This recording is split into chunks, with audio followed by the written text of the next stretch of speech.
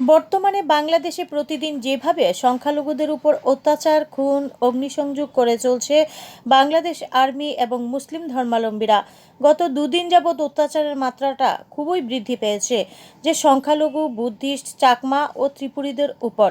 এই সকল ঘটনার প্রতিবাদে আজ বেনুবন বিহারের পক্ষ থেকে প্লেকার্ড হাতে নিয়ে বিক্ষোভ মিছিল করা হয়। এই সকল ঘটনার তীব্র নিন্দা জানানো হয় এবং বাংলাদেশে শান্তির পরিবেশ ফিরিয়ে আনার আবেদন রাখেন বেনুবন বিহারের অধ্যক্ষ।